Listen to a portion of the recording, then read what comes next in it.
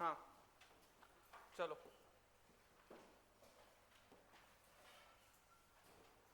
पूछना है क्या कुछ, आगे चलें? कुछ नहीं पूछना, सब आता है। हाँ एक ही कंडीशन में कुछ नहीं पूछना होता है, जब सब आता है। हाँ लगता तो है कि सब आता है। हाँ क्या बोल रहे हो?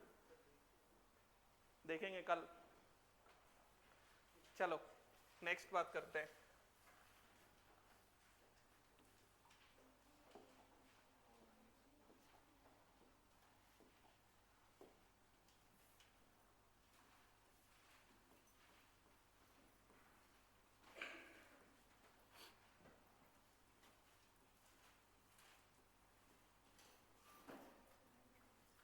Atomic structure.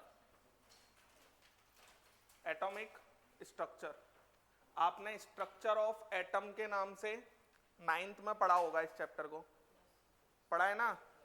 Structure of atom इसके नाम से पढ़ा होगा। अब आपने तो बहुत ऊपर ऊपर से पढ़ लिया होगा, है ना? अब हम बात करते हैं कि जैसे आज हम जानते हैं कि एटम के अंदर न्यूक्लियस होता है, न्यूक्लियस के अंदर प्रोटॉन और न्यूट्रॉन होते हैं, बाहर इलेक्ट्रॉन होते हैं जो रिवॉल्व कर रहे होते हैं। लेकिन एक्चुअल में जब सबसे स्टार्टिंग हुआ होगा तब तो हमें कुछ भी नहीं पता होगा कि कैसा क्या होता है, कैसे एटम होता है, उसके अंदर कैसे क्या क्या चीजें प्रेजेंट होती हैं। तो सबसे पहले ऐसा माना गया कि एटम स्मॉलेस्ट यूनिट है मैटर का, स्मॉलेस्ट यूनिट है, और उसको फर्दर सब डिवाइडेड नहीं किया जा सकता, मतलब और ज्यादा हम डिवाइड नहीं कर सकते एटम को और ज्यादा एटॉमिक पार्टिकल्स में। फिर उसके बाद में एक फेराडेज लॉ आया और फेराडेज ने एक्सपेरिमेंट किया, तो उधर से पता, फेराडेज इलेक्ट्रोलाइसिस समझते हो ना, कैथोड एनोड। तो फेराडेज ने जब इलेक्ट्रोलाइसिस किया तो उसके अंदर पता चला कि कुछ पार्टिकल्स जाते हैं कैथोड पर, कुछ पार्टिकल जाते हैं एनोड पर।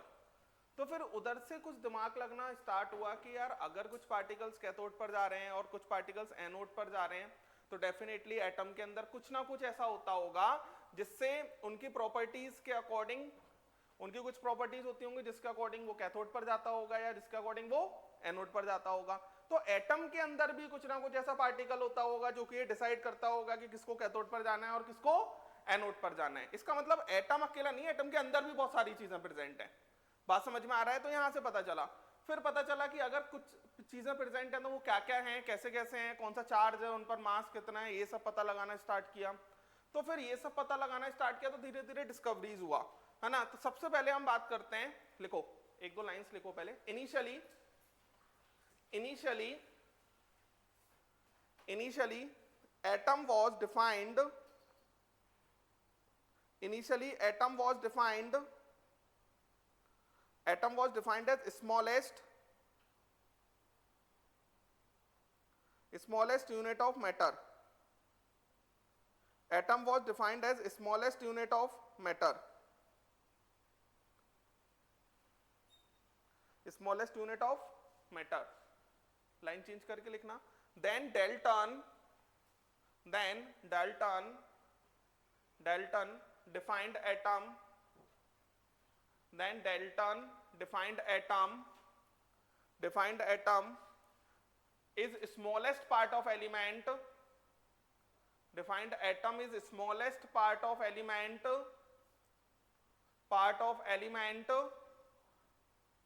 smallest part of element which cannot be further subdivided, which cannot be further subdivided, which cannot be further subdivided, cannot be further subdivided. Next फिर लाइन चेंज करके लिखना। then Faraday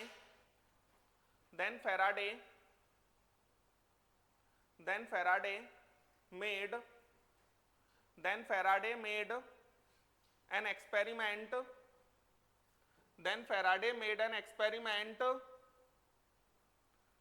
experiment, of electrolysis, made an experiment of electrolysis, in which in which some substances deposited at electrodes का मतलब cathode और anode, some substances deposited at electrodes and gases evolved at electrodes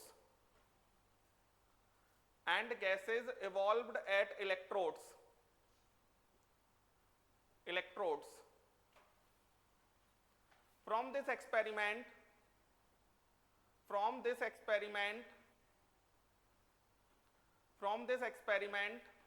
a concept of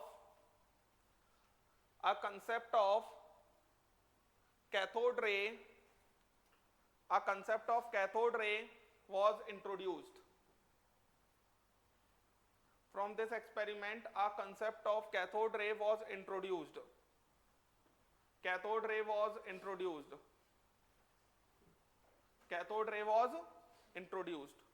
बच्चों हुआ क्या, जब Faraday's ने experiment किया तो वहां से पता चला कि कुछ ना कुछ सब एटॉमिक पार्टिकल्स भी प्रेजेंट होते होंगे, तो सब एटॉमिक पार्टिकल्स भी प्रेजेंट होते होंगे, फिर उसके लिए डिस्कवरीज होना चालू हुआ तो सब अलग अलग साइंटिस्टों ने अपने अपने एक्सपेरिमेंट हुआ, है ना। तो उसके अंदर हमको फंडामेंटल पार्टिकल्स ऑफ एटम की डिस्कवरी करना था कि फंडामेंटल पार्टिकल्स आए कहां से। फंडामेंटल पार्टिकल्स मतलब इलेक्ट्रॉन, प्रोटॉन और न्यूट्रॉन। बात समझ में आ रहा है? एक लाइन लिख लो, discovery of fundamental particles of atom. Discovery of fundamental particles of atom. Discovery of fundamental particles of atom. Fundamental particles of atom. Of fundamental particles of atom. अब फंडामेंटल पार्टिकल्स ऑफ एटम में सबसे पहले discovery की हम बात करते हैं। Discovery of electron. Discovery of electron. Discovery of electron में कैथोड रे। कैथोड रे इसकी बात करनी है हमको। Discovery of electron, cathode ray experiment. देखो हुआ क्या, जे थॉमसन ने एक्सपेरिमेंट को किया, और जे थॉमसन ने किस तरीके से इस एक्सपेरिमेंट को किया, एक ट्यूब लिया उन्होंने, ग्लास ट्यूब, जिसे हम डिस्चार्ज ट्यूब कहेंगे। क्या कहा जाएगा? Discharge tube. और ऐसा कुछ अरेंजमेंट बनाया,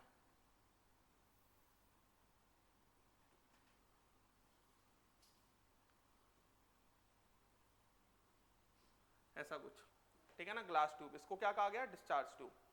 और यहां पर दो इलेक्ट्रोड्स लगाए, एक इलेक्ट्रोड यहां है और एक इलेक्ट्रोड यहां है, ठीक है।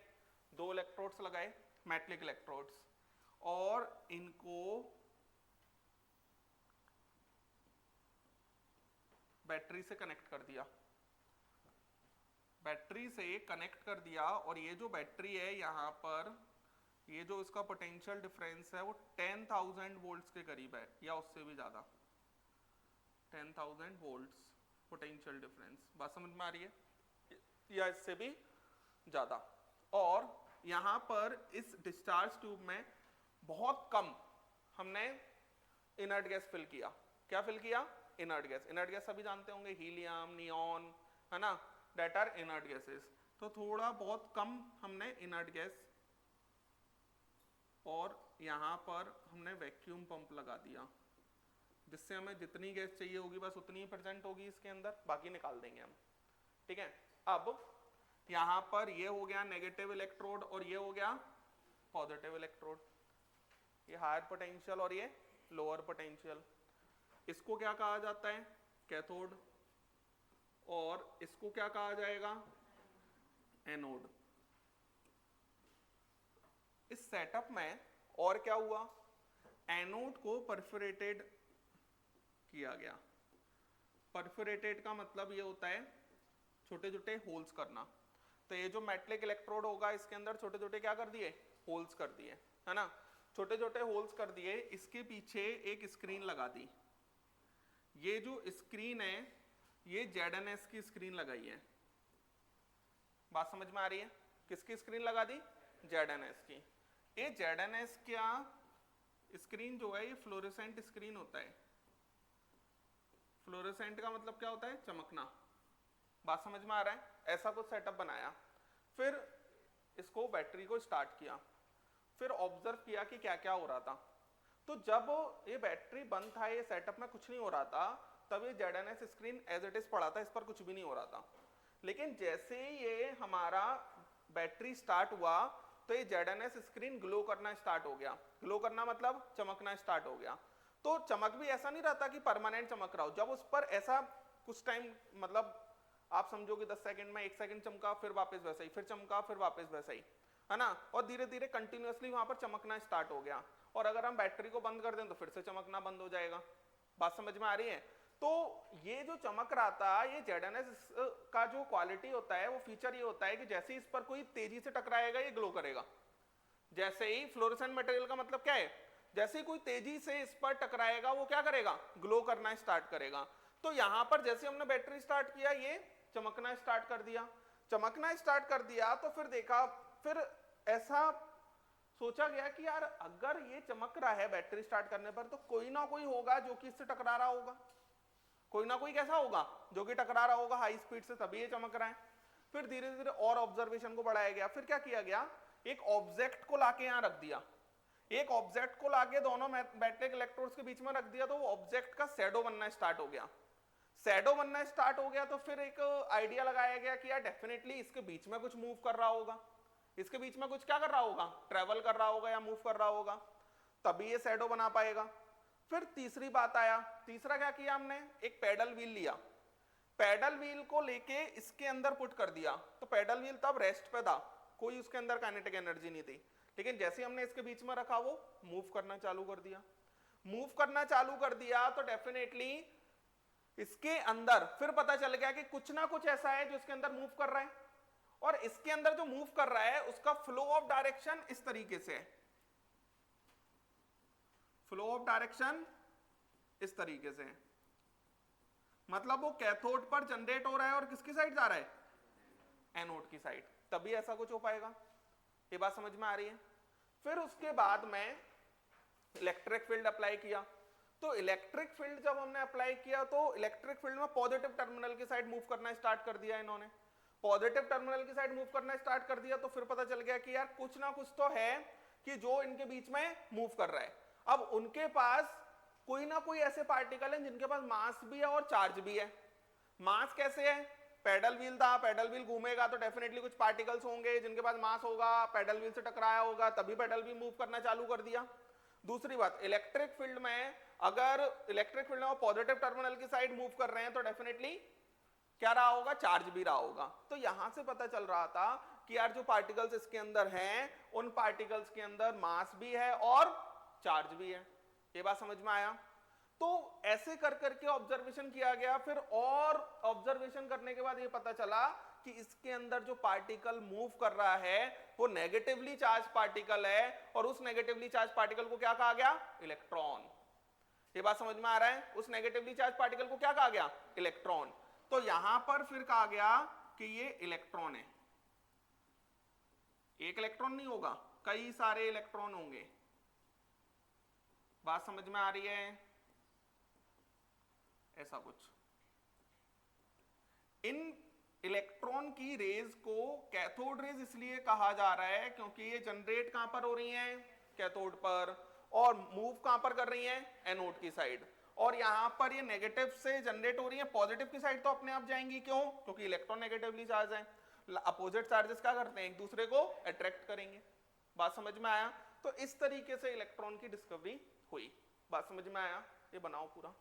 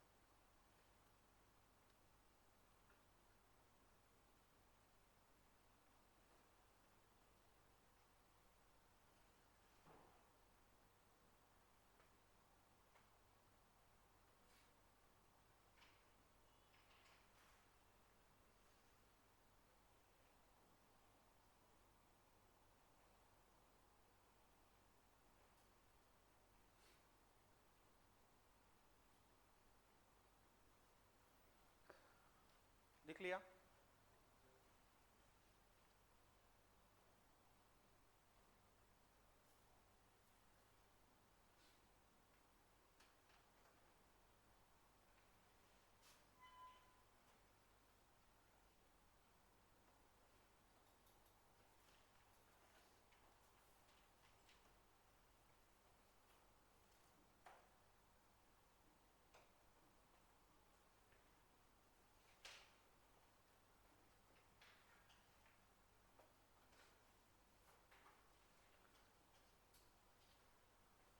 in the study of in the study of in the study of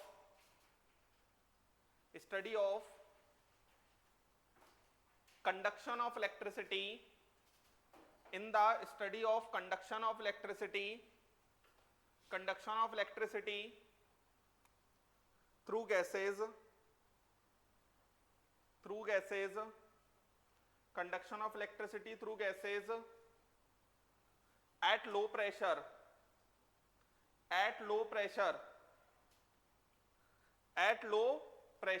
bracket में लिख लेना around 10 to the power minus 4 atm around 10 to the power minus 4 atm around 10 to the power minus 4 atm आगे लिखो in a discharge tube around 10 to the power minus 4 atm pressure, very low pressure को represent कर रहा है ये 10 to the power minus 4 atm in a discharge tube. इस tube को क्या कहा जाता है? Discharge tube, in a discharge tube. आगे लिखो इसी में when a high voltage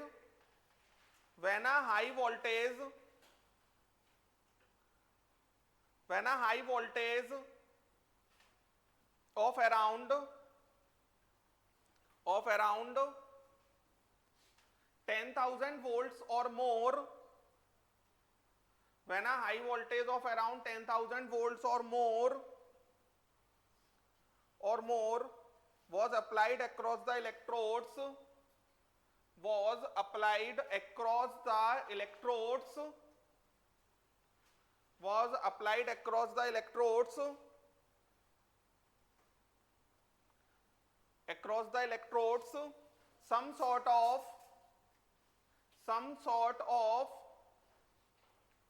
some sort of invisible rays, ये रेज दिखती नहीं है, तब अगर दिखती होती तो फिर वहीं सारा सॉल्यूशन हो जाता ना, इसलिए some sort of invisible rays moved from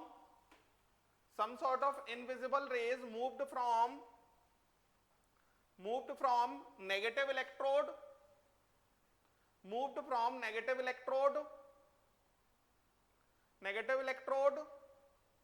to the positive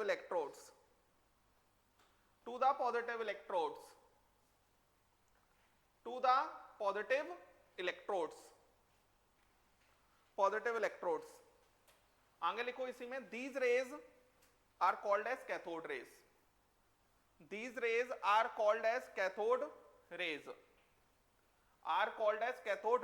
एक बात और समझो यहां, जैसे यहां पर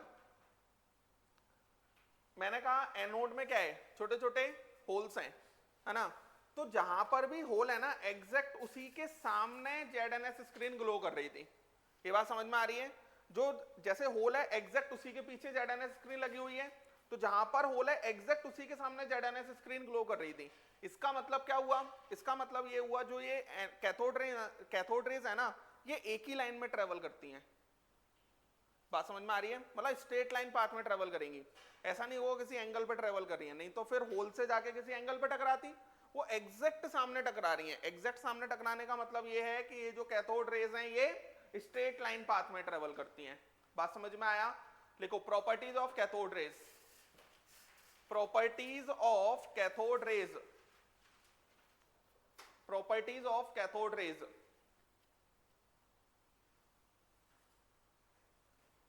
properties of cathode rays, properties of cathode rays लिखो। फर्स्ट पॉइंट लिखो, path of travelling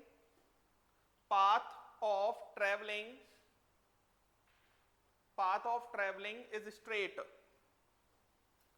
path of traveling is straight, path of traveling is straight from cathode to anode, path of traveling is straight from cathode to anode, cathode to anode with very high speed, with very high speed, with very high speed, high speed, and it produced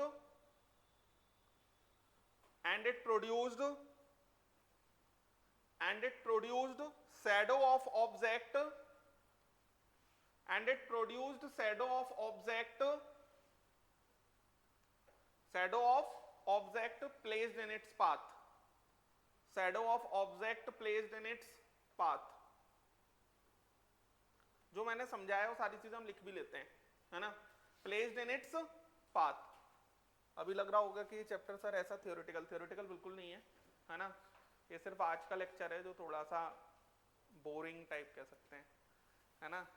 तो atom structure की starting थोड़ा ऐसे ही होती है, फिर इसके बाद में कुछ बहुत अच्छी चीजें आ जाएंगी. That is photo electric effect, जानते ही नहीं होगे ना, जानते हो? अच्छा, फिर उसके बाद में बोहर्स मॉडल आता है. एक्चुअल में अभी जो हम एटम की बात करते हैं वो एटम ऐसा नहीं है ना कि हमको सब कुछ पहले से पता होगा. धीरे धीरे बहुत सारे मॉडल्स आए एटम के. थॉमसन मॉडल आया, ये तो सुना होगा. प्लम पुडिंग मॉडल, है ना. रदरफोर्ड अल्फा पार्टिकल सुना है ये, है ना, कि अल्फा पार्टिकल फेंके गए, वो कैसे क्या स्कैटर्ड हुए, है ना. उसके बाद में फिर बोहर्स मॉडल, ऐसे कर करके चीजें डेवलप हुई हैं. बात समझ में आ रहा है? तो उन्हीं सारे प्रोसेस कैसे कैसे हुआ, कैसे कैसे डेवलपमेंट हुआ, वो सारी चीजों को पढ़ना है हमें, और उन्हीं पर क्वेश्चन पूछे जाते हैं. बात समझ में आ रहा है? उन्हीं पर क्वेश्चन पूछे जाएंगे. नेक्स्ट देखो, next point, second point, cathode rays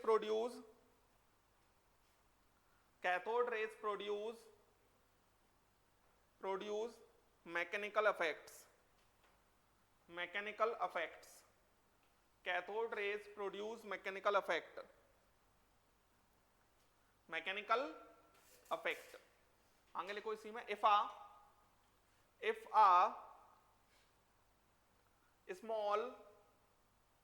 a small light pedal wheel, if a small light pedal wheel is placed between the electrodes, small light pedal wheel is placed between the electrodes, it rotates, it rotates.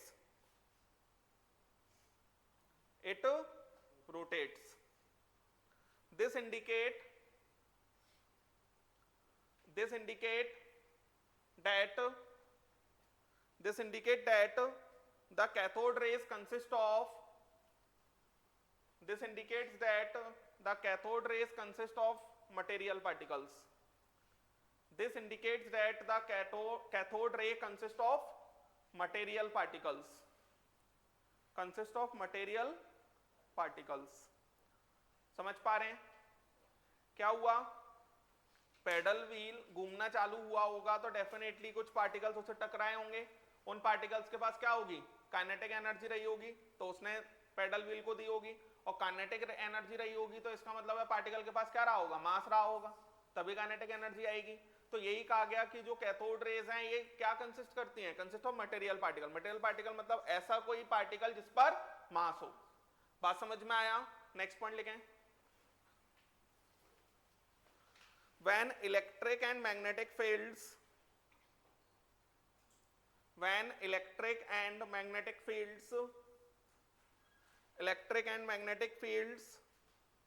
are applied, when electric and magnetic fields are applied to the cathode rays, when electric and magnetic fields are applied to the cathode rays in discharge tube,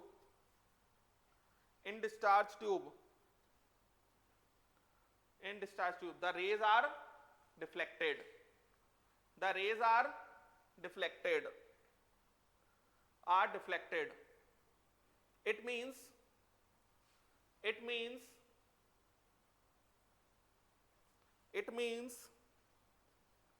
they consist of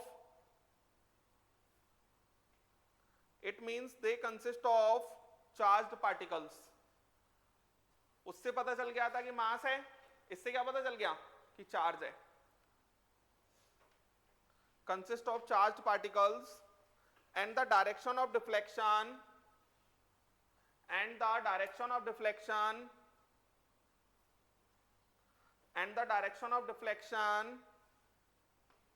showed that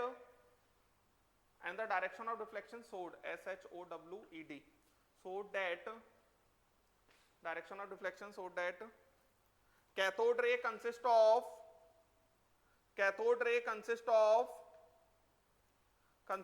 negative charged particles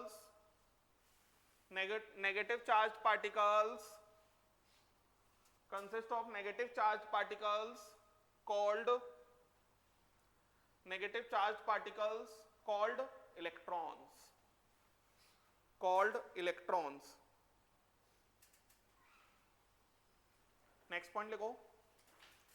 Cathode ray produce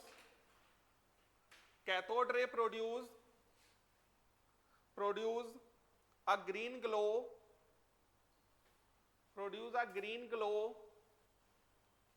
when strike the glass ball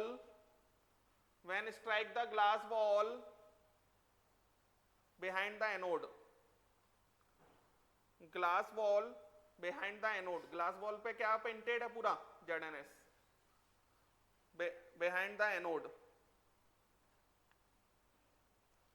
आगे लिखो इसी में light is emitted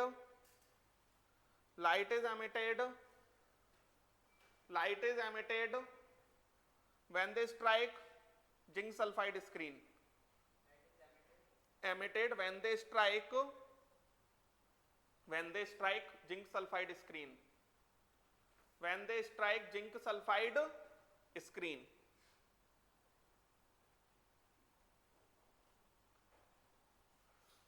Next point लिखो. Cathode rays penetrate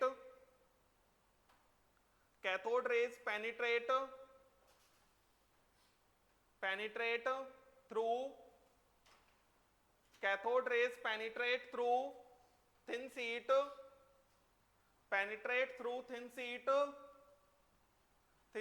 of aluminum and metal.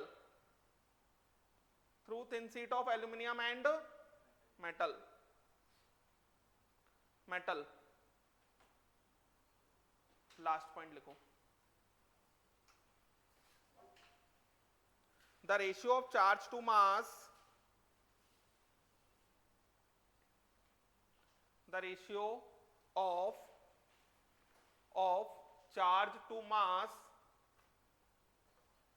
of all the particles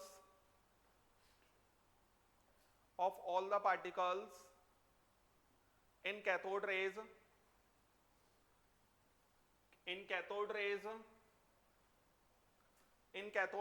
remains same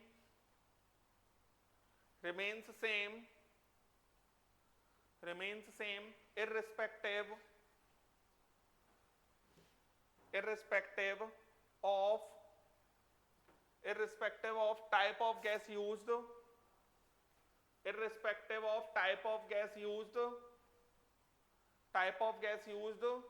in discharge tube.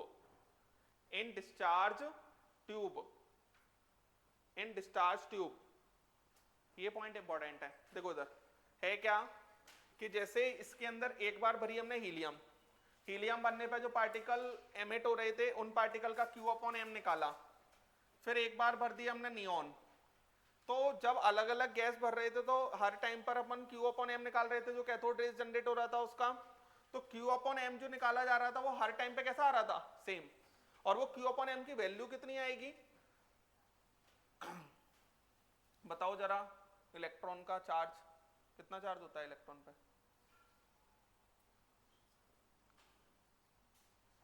बताओगे? Electron का charge नहीं पता?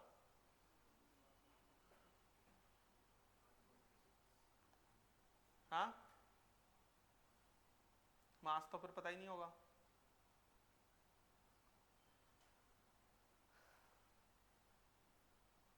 कैसे? इलेक्ट्रॉन पर जो चार्ज होता है वो 1.6 इंटू 10⁻⁻⁻⁹ कूलाम। समझ में आ रहा है ना? ये तो कौन सी क्लास, 6th-7th में नहीं होता ये? हाँ होता है। किस क्लास में होता है? 9th में होता है। सर 2 साल थोड़ी याद रखेंगे। हाँ 10th का 10th में पढ़ा, भूल गए। 11th का 11th में पढ़ा, तब भूल जाएंगे। 12th का 12th में पढ़ेंगे, वो भूल जाएंगे। हाँ नहीं यार, ये थोड़ा डर लगता है फिर, अगर अपन को इलेक्ट्रॉन का चार्ज नहीं पता तो। हाँ 10th में परसेंटेज अभी मैं पूछूंगा तो सबके भर भर के होंगे। नहीं चलो कोई बात नहीं, मुझे तो पता है तो मैं तो बता ही देता हूँ, है ना।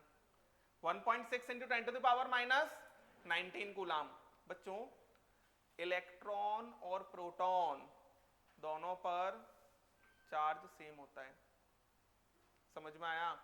इलेक्ट्रॉन और प्रोटॉन दोनों पर चार्ज सेम होता है, और मास प्रोटॉन और न्यूट्रॉन का सेम होता है। मेरी बात याद रखना। समझ गए क्या कहा? चार्ज इलेक्ट्रॉन और प्रोटॉन का सेम होता है, और मास प्रोटॉन और न्यूट्रॉन का सेम होता है। ठीक है, देखो इधर तो 1.6 इंटू 10⁻⁻⁹ कूलाम। कल के पेपर में ही आ गया तो क्यों, कैसे करोगे फिर? चार्ज ही नहीं पता तुमको इलेक्ट्रॉन का। हाँ थोड़ा थोड़ा याद आ रहा था, तो तुमने कहा रहने दो। हाँ फालतू रिस्क क्यों लेना, क्यों नहीं, क्यों मार रहे हो? 1.6 इंटू 10⁻⁻⁹ अपॉन में, यहाँ पर मास तो मेरे को उम्मीद है बिल्कुल ही नहीं पता होगा, है ना। जब हमको चार्ज का मुझे लगता है कि पता हो सकता है, मास का तो खैर 9.1 इंटू 10⁻⁻31 किलोग्राम। बात समझ में आया क्या कहा मैंने? तो यहां पर ये मास किसका लिखा है? इलेक्ट्रॉन का।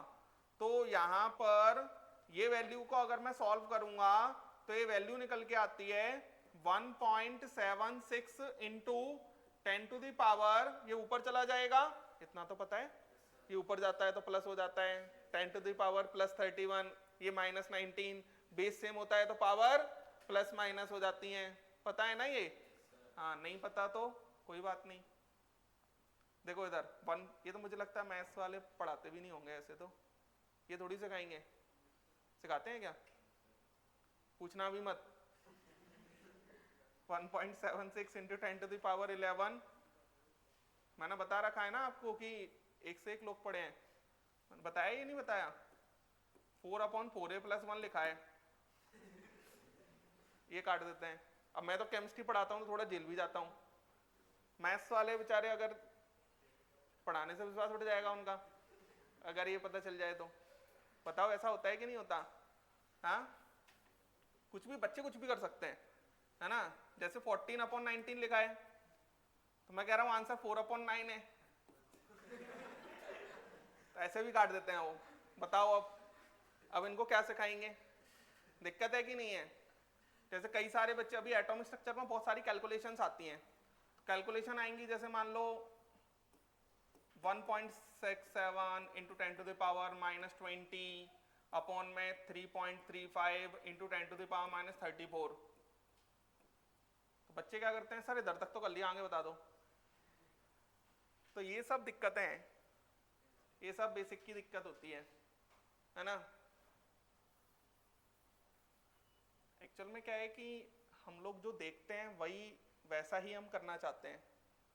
जैसे होता है ना, मैं बहुत सारे बच्चे ऐसे देखता हूँ जो 9th से कोचिंग करते हैं कि कहते हैं 9th 10th 11th 12 4 साल में IIT खेल कर ही देंगे हम। और फिर 90% बच्चे वो 9th 10th बढ़िया IIT की तैयारी करके 11th में कॉमर्स लेते हैं, हो गई तैयारी। सच बता रहा हूँ, गलत थोड़ी बता रहा हूँ। आपको क्या लग रहा है कि मैं ऐसे ही बोल रहा हूँ? कई सारे मेरे रिलेटिव्स होते हैं, फोन करके कहते हैं करण क्या कर रहे हैं, अभी 9th में आ गया बच्चा, बड़ा हो गया हमारा। मैं कहता हूँ अभी छोटा है, घर में पढ़ाओ, अपने शांति से अगल बगल में ट्यूशन ढूंढो और मैथ्स पढ़ाओ शांति से। आपको 9th 10th तक कुछ नहीं सीखना, मैथ्स सीखना है। थोड़ा बहुत मैं मानता हूँ फिजिक्स सीखने लायक है। अगर आपका श्योर शॉर्ट गोल है कि मुझे IIT करना है या नीट करना है, कुछ भी करना हो, सिर्फ मैथ्स और फिजिक्स सीखना है। केमिस्ट्री तो 9th 10th का बहुत ही अलग टाइप का दिया है, उसमें इतना सीखने का मुझे लगता है नहीं।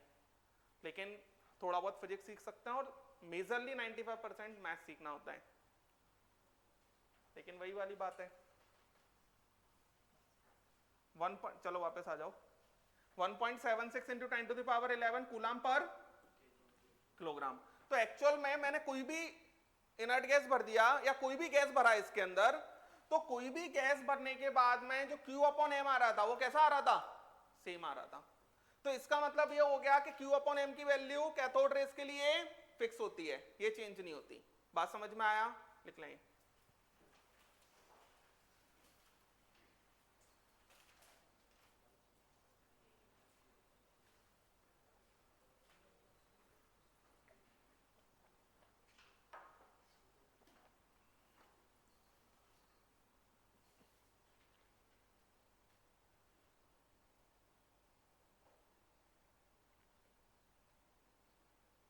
आप पढ़ कहीं पर भी रहे हो 9th 10th में, आपको मैथ्स अच्छा आना चाहिए, क्योंकि मैथ्स नहीं आएगा तो आप आगे की चीजें नहीं सीख सकते हो। लॉग वगैरह तो शायद नहीं होता होगा।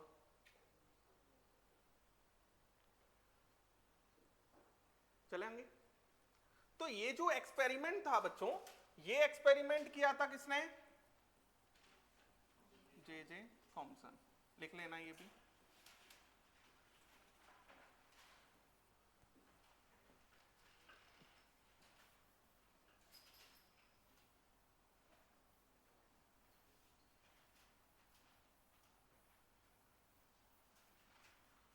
अब इसी सेम एक्सपेरिमेंट को रिपीट किया गया, डिस्कवरी ऑफ प्रोटॉन। किसके लिए? Discovery of proton. अच्छा, पेनिट्रेशन का मतलब समझते हैं? जैसे मान लो थिन शीट ऑफ मेटल या कोई एल्यूमिनियम की रख दी तो अंदर तक पेनिट्रेट हो जाना, that is penetration. Discovery of proton और इनको एनोड रेज क्या कहा जाएगा? Anode rays. तो यही सेम एक्सपेरिमेंट किया गया, दूसरे साइंटिस्ट के थ्रू किया गया, दैट इज गोल्डस्टीन। उसने क्या किया कि सेम डिस्चार्ज ट्यूब लिया,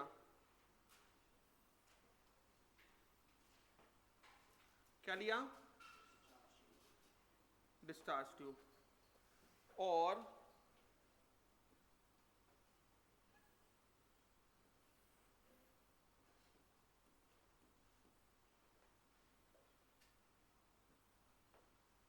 ये ऐसा, ये नेगेटिव इलेक्ट्रोड, ये पॉजिटिव इलेक्ट्रोड,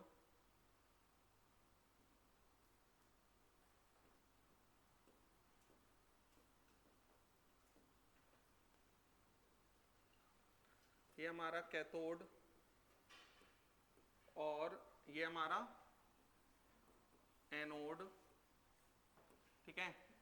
और यहां पर अब उल्टा कर दिया गया। उल्टा कैसे? कैथोड को परफोरेटेड लिया गया,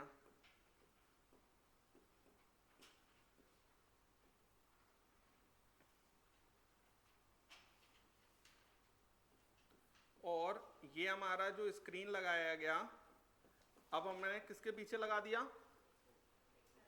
कैथोड के पीछे।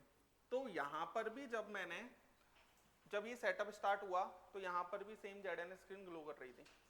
अब ये ग्लो कर रही थी, इसका मतलब जो कैथोड से एनोड की साइड जा रहा था वैसा ही कुछ हमारा एनोड से कैथोड की साइड भी आ रहा था।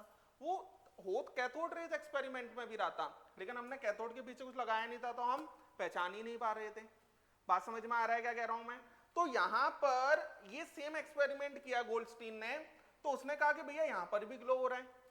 तो डेफिनेटली कुछ ना कुछ ऐसा मूव कर रहा होगा जो एनोड से कैथोड की साइड भी आ रहा होगा, और एनोड से कैथोड की साइड आ रहा होगा तो कैथोड होता है नेगेटिवली चार्ज, वो कैसा चार्ज होना चाहिए, पॉजिटिव, तभी वो कैथोड की साइड आएगा। अब ये पॉजिटिव चार्ज जनरेट कैसे हुआ होगा ये चीज समझो थोड़ा सा।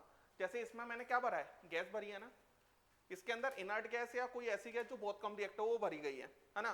तो यहां पर जैसे मान लो हीलियम भरी है, थोड़ी देर के लिए मान लेते हैं, ये न्यूक्लियस होता है हीलियम का, बाहर कितने इलेक्ट्रॉन होते हैं, 2 इलेक्ट्रॉन, हीलियम पर 2 इलेक्ट्रॉन होते हैं, जानते होंगे ये, है ना। तो ये इलेक्ट्रॉन है और ये इलेक्ट्रॉन है। बच्चों ये भी जानते होंगे हम कि ये हीलियम का जो न्यूक्लियस है ये इन इलेक्ट्रॉन्स को पकड़ के रखता है ना, ये इलेक्ट्रॉन्स को आसानी से आने नहीं देगा। अब जब हमारा कैथोड रे एक्सपेरिमेंट स्टार्ट हुआ तो यह बैटरी स्टार्ट हुआ तो कैथोड रेज यहां से यहां ट्रेवल होना चालू हुई, बहुत हाई स्पीड से जा रही थी। हाई स्पीड से एक्चुअल में रेज नहीं, कौन जा रहा था, इलेक्ट्रॉन जा रहे थे। इलेक्ट्रॉन जा रहे थे तो कई सारे इलेक्ट्रॉन क्या रहे होंगे, इससे टकराए होंगे, कई सारे इलेक्ट्रॉन हमारी गैस पार्टिकल से टकराए होंगे, तो अपनी एनर्जी गैस पार्टिकल के इलेक्ट्रॉन को दे दी होगी। ये इलेक्ट्रॉन को एनर्जी मिल गया और उसे इतना एनर्जी या उससे ज्यादा एनर्जी मिल गया कि यहां से भाग जाएगा। जो एनर्जी इसे मिल नहीं पा रही थी, भागना तो चाहता था लेकिन न्यूक्लियस पकड़ के रखा था, वो एनर्जी किससे मिल गई, इलेक्ट्रॉन से। कौन सा इलेक्ट्रॉन है, कैथोड रे वाला, जो कैथोड से एनोड की साइड मूव कर रहा था। वो पार्टिकल टकराया, इस इलेक्ट्रॉन को एनर्जी दिया, ये इलेक्ट्रॉन यहां से भाग गया, भागने के बाद में ये हमारा पॉजिटिव प्लस क्या हो जाएगा, इलेक्ट्रॉन। बोलो आ रहा है समझ। तो ऐसे करके पॉजिटिव चार्ज जनरेट होना स्टार्ट हुए। तो जैसे सबसे पहले कैथोड रेज मूव करना चालू हुई, धीरे धीरे वो टकराई होंगी तो पॉजिटिव चार्ज मूव करना, पॉजिटिव चार्ज जनरेट स्टार्ट हुआ होगा। पॉजिटिव किसकी साइड जाएगा, नेगेटिव की साइड। तो यहां पर भी हमारा क्या पड़े होंगे, पॉजिटिव पार्टिकल्स, और ये पॉजिटिव पार्टिकल किससे जनरेट हुए होंगे, जो गैस, जो भी गैस हमने फिल किया उसी का पॉजिटिव चार्ज पार्टिकल होगा ना, और वो हमारा कहां से कहां मूव करेगा, एनोड से कैथोड की साइड। एक्चुअल में हम ये भी नहीं कह सकते कि वो एनोड से जनरेट हुआ है, वो इन दोनों के बीच में जो गैस भरी हुई है उसी से जनरेट हो गया। ये बात समझ में आया। तो इसके अंदर इसकी जो पॉजिटिव पार्टिकल है इसकी भी सारी वही प्रॉपर्टीज होती हैं जो कैथोड रेज की होती हैं। कोई व्हील लगाएंगे तो घूमना चालू कर देगा, इलेक्ट्रिक फील्ड में मूव करना चालू कर देगा, इलेक्ट्रोमैग्नेटिक फील्ड में पेनिट्रेशन होगा, सब कुछ सेम है, बस एक चीज डिफरेंट है, जो गैस इसके अंदर फिल किया उसी का पॉजिटिव चार्ज बनेगा। हीलियम है तो हीलियम का पॉजिटिव, हाइड्रोजन होगी तो हाइड्रोजन का पॉजिटिव। ये बात समझ में आ रही है। तो जो गैस है उसी का पॉजिटिव चार्ज अगर बनेगा तो अगर हम Q अपॉन M निकालेंगे तो वो सबका कैसा आएगा, अलग अलग आएगा। अलग अलग आएगा अगर सबका तो डेफिनेटली Q अपॉन M अगर अलग अलग आएगा तो वो हमारा उससे क्या कर गया, डिफर कर गया कैथोड रेज से। क्योंकि कैथोड रेज में आप कोई भी गैस भर रहे थे Q अपॉन M सेम आ रहा था, लेकिन इसके अंदर कोई भी गैस भरेंगे तो Q अपॉन M अलग अलग आएगा। बात समझ में आया, बनाओ ये।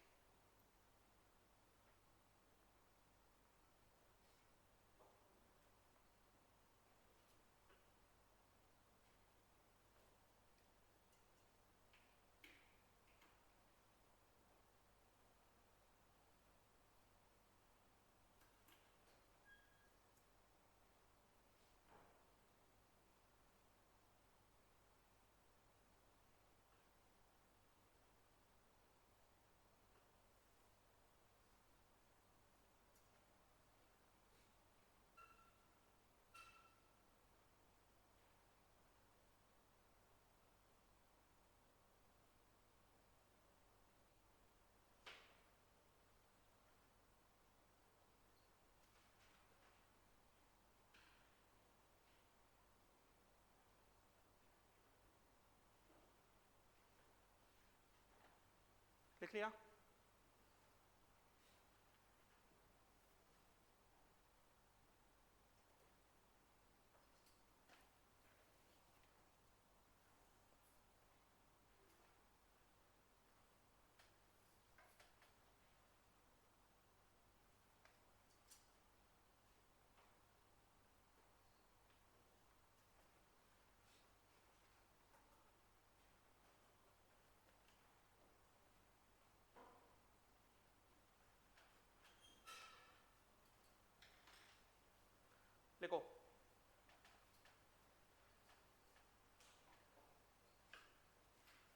same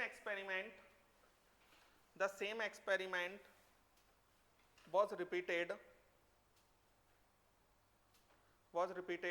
with a discharge tube,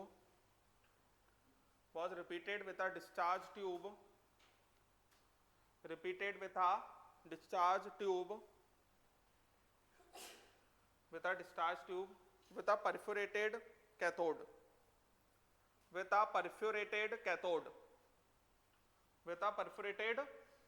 cathode, and found that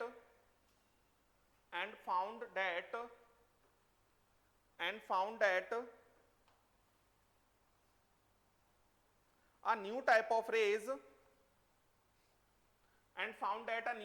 rays came out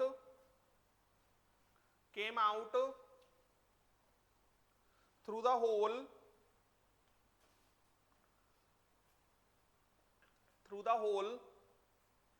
in cathode.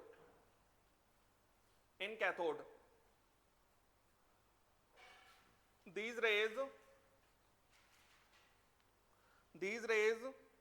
move from anode to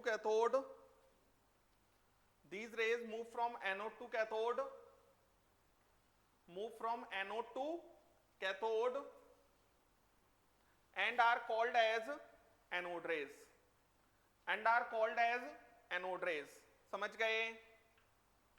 बस इसमें एक पॉइंट लिखेंगे हम, एनोड रेस की सारी प्रॉपर्टी सेम है जो कैथोड रेस की थी. बात समझ में आया ना? जो प्रॉपर्टी डिफरेंट है बस वही हम लिखेंगे. एक लिख लो, प्रॉपर्टीज ऑफ एनोड रेस. और यही पॉइंट पे क्वेश्चन पूछा भी जाएगा. Properties of anode rays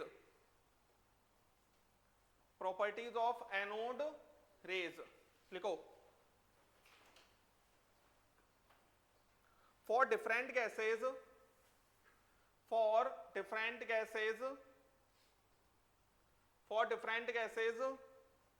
used in discharge tube,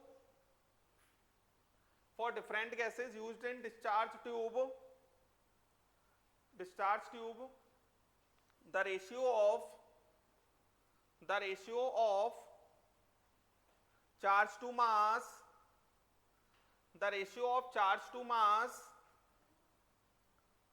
of positive particles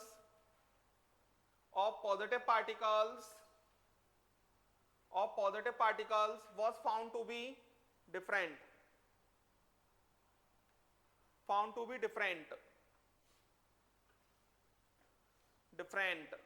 When hydrogen gas is used in discharge tube,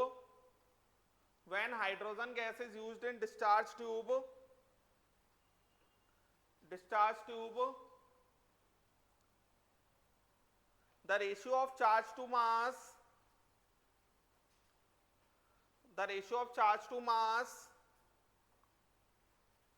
was found to be maximum.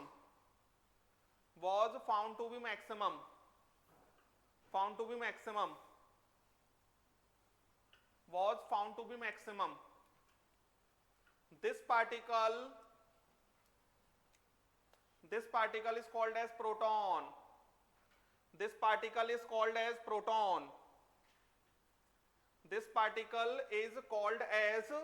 proton. देखो बच्चों, मैंने कहा आपसे कि यहां पर Q/m ये कैसा होगा? डिफरेंट होगा हर गैस के लिए. फिर ऐसा कहा गया जो जैसे इलेक्ट्रॉन पर नेगेटिव चार्ज होता है तो वो हम ऐसा कह सकते हैं E, या फिर इलेक्ट्रॉन के चार्ज को नेगेटिवली चार्ज कहा जाता है इलेक्ट्रॉन, ये तो जानते हैं ना. तो वो क्या है? -E. सेम पॉजिटिव चार्ज को क्या कहा जाता है? +E. तो ऊपर का जो चार्ज होगा वो तो चाहे कोई भी गैस भर लो सेम ही होगा. जो +1 चार्ज होगा वो तो सबका एक जैसा होगा. यहां पर डिफरेंट सबका क्या होगा? मास होगा.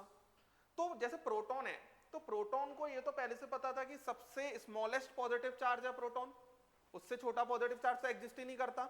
इसका मतलब मास उसका सबसे कम होना चाहिए. तो जिस पॉजिटिव चार्ज का Q/m, Q सबका सेम, m जिसका सबसे कम होगा उसकी Q/m की वैल्यू सबसे ज्यादा होगी. तो उसे क्या कहा जाएगा? Proton.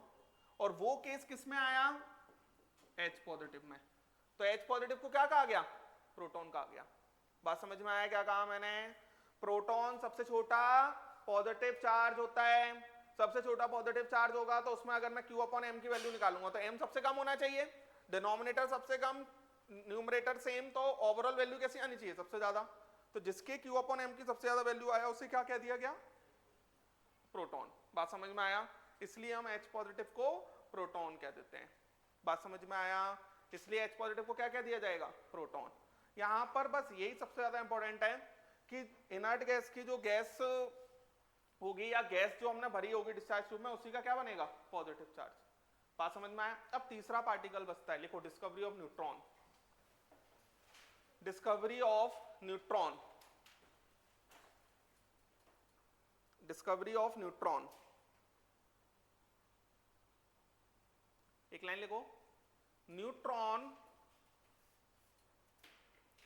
Neutron is a neutral particle.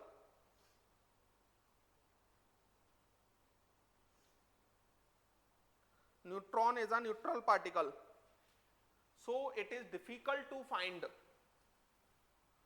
So it is difficult to find. So it is difficult to find. आगे लिखो, neutron was discovered by, neutron was discovered by James Chadwick, James Chadwick, Chadwick, James Chadwick, by bombardment of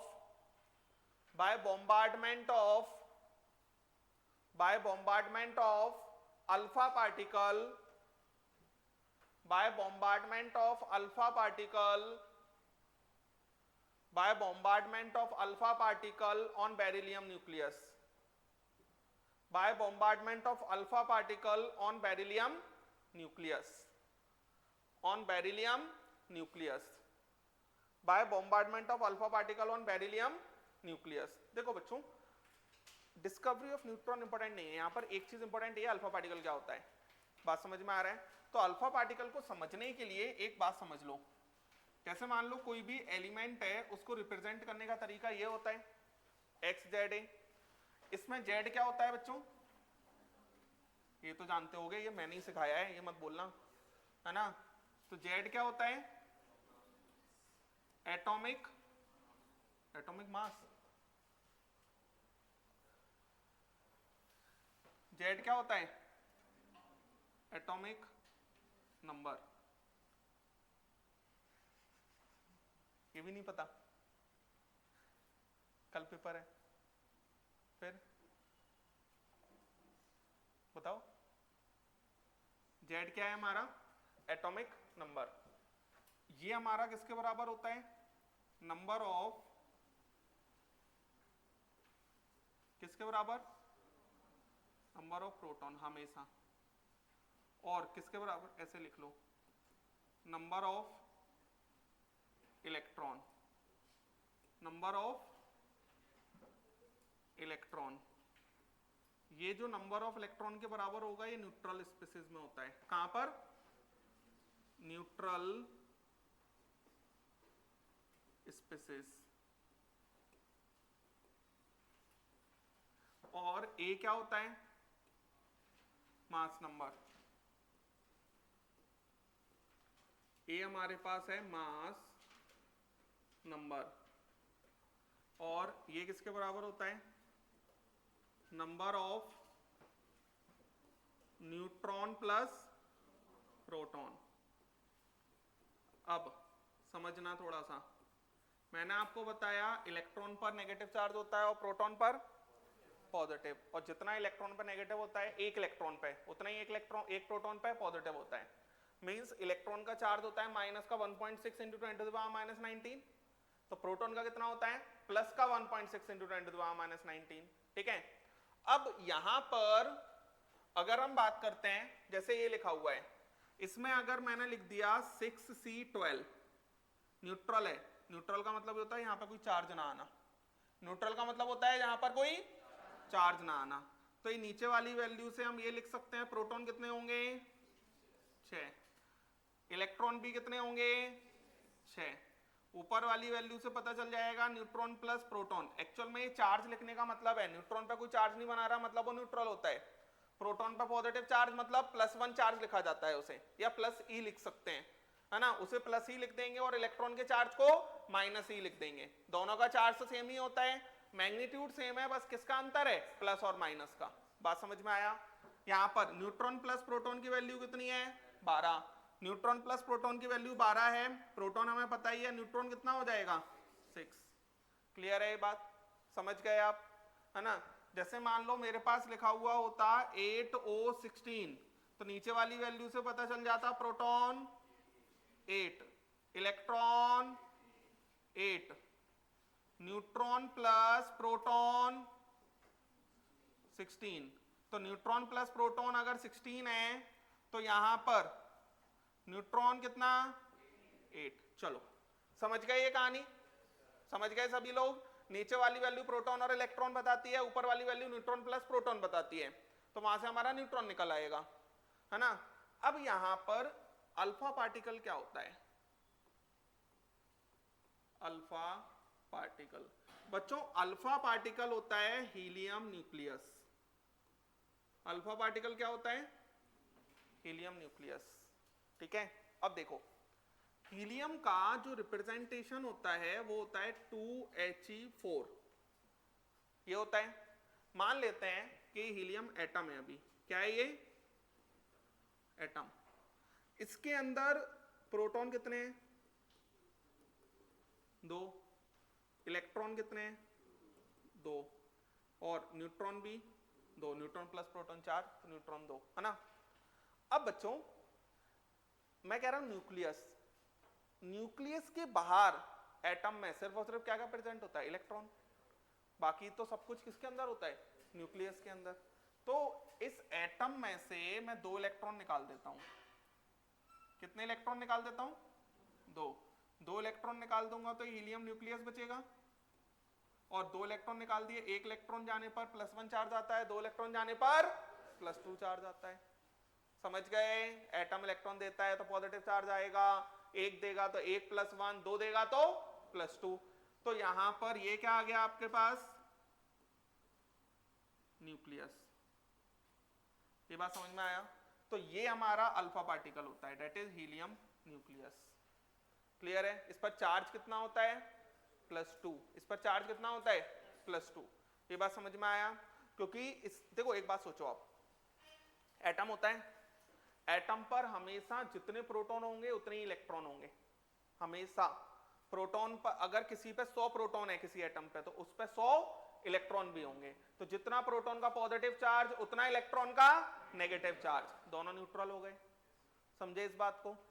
अब मान लो atom ने 1 electron दे दिया, तो atom ने अगर 1 electron दिया है, इसका मतलब क्या हो जाएगा, 1 इलेक्ट्रॉन दिया है इसका मतलब है कि पहले प्रोटॉन और इलेक्ट्रॉन बराबर थे, मान लेते हैं 10-10 थे, 1 इलेक्ट्रॉन दे दिया तो अब कितने बचे 9 बचे ना, प्रोटॉन तो अभी भी 10 हैं, तो इसका मतलब 1 + 1 चार्ज आ जाएगा।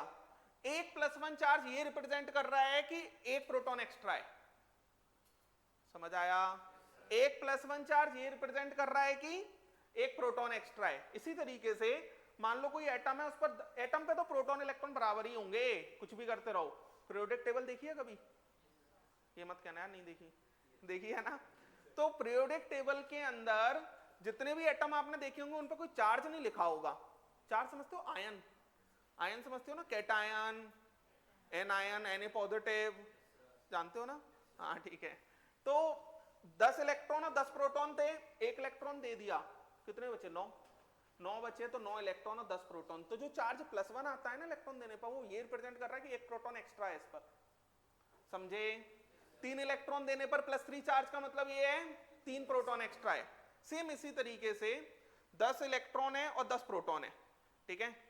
10 इलेक्ट्रॉन और 10 प्रोटॉन में मान लेते हैं उसने 1 इलेक्ट्रॉन ले लिया, तो कितने हो गए 11 इलेक्ट्रॉन हो गए और 10 प्रोटॉन ही रहे। इलेक्ट्रॉन लेने से कौन सा चार्ज आता है -1, तो -1 ये रिप्रेजेंट कर रहा है 1 इलेक्ट्रॉन एक्स्ट्रा है। समझ गए, आया समझ। अब आप देखो अल्फा पार्टिकल क्या होता है हीलियम न्यूक्लियस, तो हीलियम न्यूक्लियस है, या फिर मैं उसको और ऑर्डिनरी वे में सोचूं तो इस पर 2 प्रोटॉन और 2 इलेक्ट्रॉन थे, दोनों इलेक्ट्रॉन दे दिए इसने, अब इस पर इलेक्ट्रॉन कितने बचे, 0, प्रोटॉन कितने हैं 2, तो ये +2 क्या बता रहा है, इस पर एक्स्ट्रा 2 प्रोटॉन है, तो इलेक्ट्रॉन कितने हैं इस पर 0 ही है, वो ऑटोमेटिक हीलियम के लिए रिप्रेजेंट कर गया, हर किसी के लिए नहीं, हीलियम के लिए ऐसी कहानी बन गई। अरे समझ में आया क्या कहा मैंने? तो +2 चार्ज हमेशा जब भी आप पे आज से प्लस चार्ज दिखे किसी भी आयन में, तो समझ लेना उस पर उतना प्रोटॉन एक्स्ट्रा है, समझ गए? और अगर इलेक्ट्रॉन नेगेटिव चार्ज दिखे तो समझ लेना उतना इलेक्ट्रॉन एक्स्ट्रा है। और पूरी केमिस्ट्री में सिर्फ और सिर्फ इलेक्ट्रॉन का लेना देना होता है, समझ गए? आपने सुना होगा या पढ़ा होगा, आयनिक बॉन्ड पढ़ा है? पढ़ा है? क्या होता है? Complete transfer of proton, electron, transfer of electron से आयनिक बॉन्ड बनता है, बात समझ में आया? और कोवेलेंट बॉन्ड पढ़ा है? किससे बनता है? शेयरिंग ऑफ इलेक्ट्रॉन से। तुम साइंस में कितने नंबर लाए थे? 95? तो ये सब नहीं पूछा जाता क्या? भूल गए, अब भूल गए होगे। पेपर कब दिया था साइंस का? पेपर कब था? 20 मार्च को। यही नहीं पता फरवरी में? तो 20 फरवरी की चीज अपन 20 जून पे भूल गए, तो आज का पढ़ा हुआ 2027 जनवरी में कैसे याद रहेगा? अच्छा, वो रिवाइज करने की जरूरत ही नहीं पड़ी सर, सही है, ये लॉजिक ठीक है तुम्हारा। और मैथ्स में कितने लाए थे तुम? मैथ्स में 93 लाए थे, 7 नंबर कटवा दिए तुमने मैथ्स में। देखो इधर, तो ये हमारा अल्फा पार्टिकल हुआ, ये समझ गए आज से कि पॉजिटिव चार्ज आने का मतलब उतने प्रोटॉन एक्स्ट्रा हैं उस आयन पे, नेगेटिव चार्ज आने का मतलब उतने इलेक्ट्रॉन एक्स्ट्रा हैं उस पर। तो आज से ये मुझे लगता है और अच्छे समझ में आ गया होगा, है ना? अब अल्फा पार्टिकल क्या है? Helium nucleus. कितना चार्ज होता है अल्फा पार्टिकल पे? +2। अब अभी हम पढ़ क्या रहे थे? Discovery of neutron. तो न्यूट्रॉन की डिस्कवरी कैसे हुई? देखो, बेरिलियम न्यूक्लियस होता है, उसका रिप्रेजेंटेशन ऐसा होता है बच्चों, 4b9। मुझे पता है इसलिए लिख पा रहा हूं, आप नहीं लिख सकते हो, है ना? प्लस 4b9 इस बॉम्बार्डमेंट ऑफ अल्फा पार्टिकल। इसका मतलब क्या होता है? अल्फा पार्टिकल को फेंकना, किस पर? बेरिलियम न्यूक्लियस के पास फेंकना, बहुत तेजी से बॉम्बार्ड करना, है ना? +2He4, ठीक है? यहां पर ये बन जाएगा 6C12 + 0N1, 6C12 + 0N1, 6C12 + 0N1। ये रिएक्शंस न्यूक्लियर रिएक्शंस होती हैं, आप फिजिक्स में सीखोगे। मेरे को यहां पर सिर्फ लेना देना इनसे ये होता है कि जैसे reactant side, left hand side को रिएक्टेंट कहा जाता है, राइट हैंड साइड को प्रोडक्ट कहा जाता है, इतना भी जानते होंगे। रिएक्टेंट में जितना सम होगा एटॉमिक नंबर का उतना ही प्रोडक्ट में होगा, जितना रिएक्टेंट में सम होगा मास नंबर का उतना ही प्रोडक्ट में होगा। देख लो आराम से, समझ में आया? न्यूक्लियर रिएक्शंस की ये वो होती है कि लेफ्ट हैंड साइड जितना सम ऑफ एटॉमिक नंबर उतना राइट हैंड साइड। 4 + 2 6, 6 + 0 6, 9 + 4 13, उस साइड भी 13। ये जो पार्टिकल निकला यहां से एमिट हुआ, इसको क्या कहा जाएगा? न्यूट्रॉन। आप इस एटम के रिप्रेजेंटेशन के अकॉर्डिंग भी देख सकते हो, इस पर प्रोटॉन कितने हैं? 0, इलेक्ट्रॉन कितने हैं? 0, न्यूट्रॉन प्लस प्रोटॉन कितने हैं? 1, तो न्यूट्रॉन कितना हो गया? 1। समझ गए? तो ये जो पार्टिकल निकला इसको क्या कहा गया? न्यूट्रॉन। लिख लें।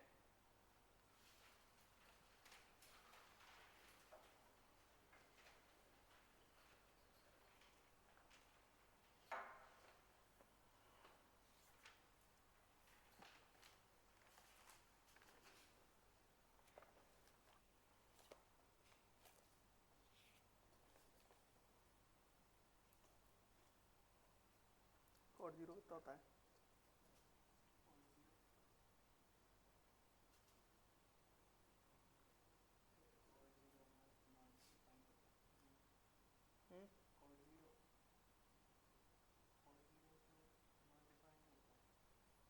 इतना टेंशन क्या ले रहा है, नॉट डिफाइंड ही होता है।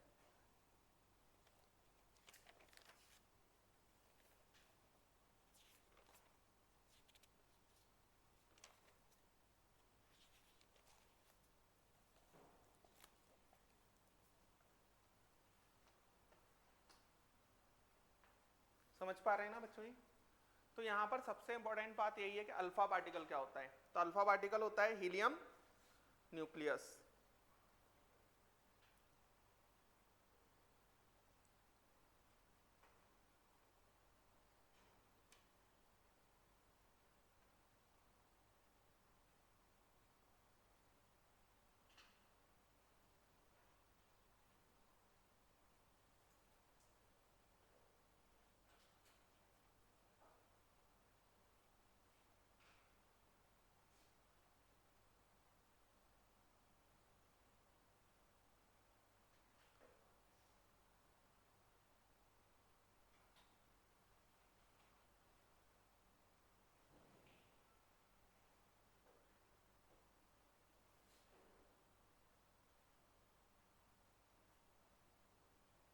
चलें नेक्स्ट, लिख लिया बच्चों?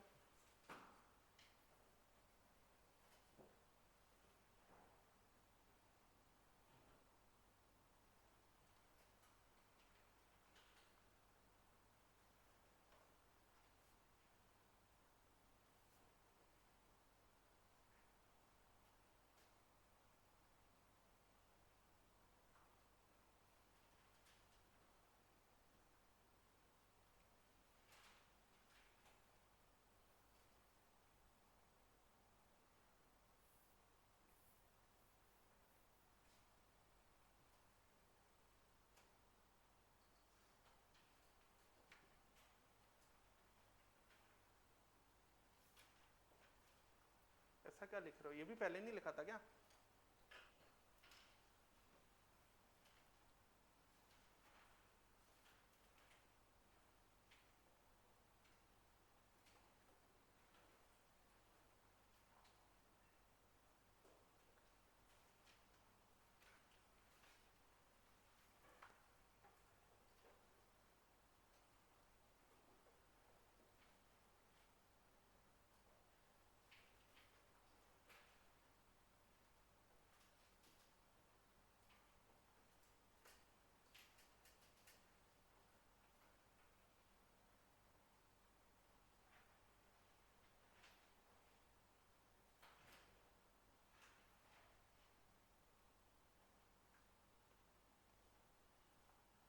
लिख लिया?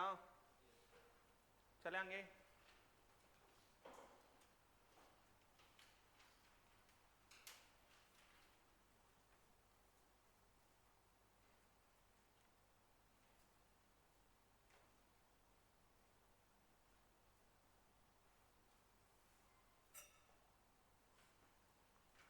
चलो नेक्स्ट, स्पेसिफिक चार्ज।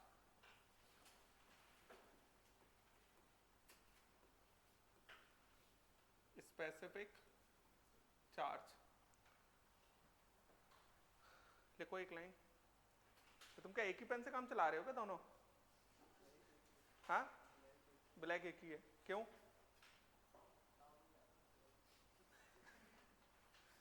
एक तो रख ही सकते हैं यार। हाँ, भूल गए पेन लाना? ये तो बहुत नॉर्मल सी बात है। एक हमारे यहाँ पिछले साल में एक बच्चा पढ़ता था, 2023 से 24 की बात है। तो ऐसे 4 बजे क्लास स्टार्ट होती थी, तो वो आया 5 बजे, बहुत थका हुआ सा, बहुत ज़्यादा थका हुआ। तो मैंने कहा तुम लेट क्यों हो गए? तो बोलता है कि सर हो गया। तो बहुत दुखी लग रहा था, बहुत ज़्यादा। तो मैंने कहा क्या हो गया तुमको, क्या चक्कर है तुम्हारा? तो साइकिल से आता था यहाँ पर कहीं गोले के मंदिर साइड से, है ना, साइकिल से आता था। अच्छा, वो कभी लेट नहीं होता था। नॉर्मली तो क्या होता है कि टीचर को आदत हो जाती है यार ये तो ढीला है, लेट ही आएगा, लेकिन वो नॉर्मली लेट आता नहीं था।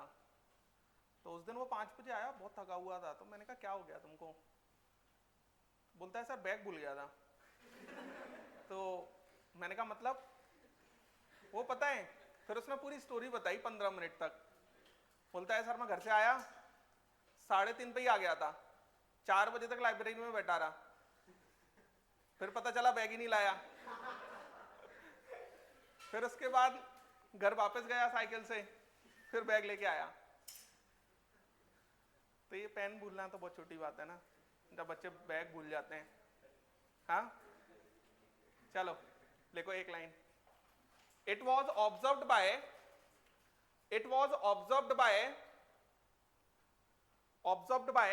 J.J. Thomson. It was observed by J.J. Thomson.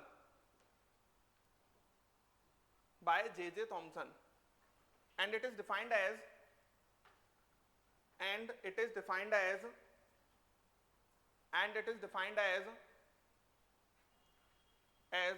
charge per unit mass.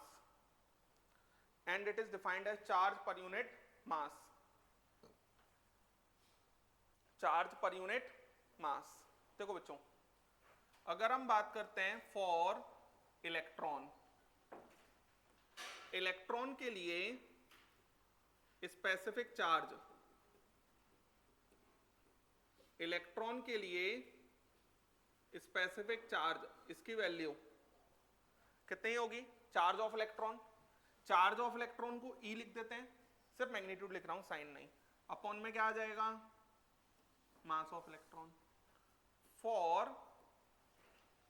Proton, proton के लिए स्पेसिफिक चार्ज ये प्लस ही होता है, मास ऑफ, क्लियर है? उसके बाद में फॉर न्यूट्रॉन, न्यूट्रॉन के लिए स्पेसिफिक चार्ज कितना आएगा? 0, क्योंकि चार्ज 0 होता है, क्लियर है ना? न्यूट्रॉन कैसा होता है? न्यूट्रल। उसके बाद में सबसे ज्यादा इंपॉर्टेंट है अल्फा पार्टिकल। अल्फा पार्टिकल के लिए सीखो बच्चों थोड़ा। अल्फा पार्टिकल के लिए जो स्पेसिफिक चार्ज होगा, ऊपर कितना लिखूंगा बताओ?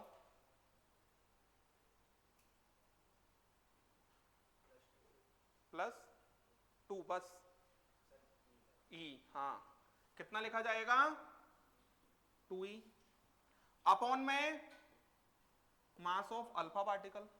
और बच्चों 2E अपॉन में मास ऑफ अल्फा पार्टिकल के लिए, अल्फा पार्टिकल के मास में, अल्फा पार्टिकल का मास कितना होगा? हीलियम न्यूक्लियस है, उस न्यूक्लियस में 2 प्रोटॉन है और 2 न्यूट्रॉन है, तो मैं यहां पर ये लिख सकता हूं 2 into mass of proton plus 2 into mass of neutron.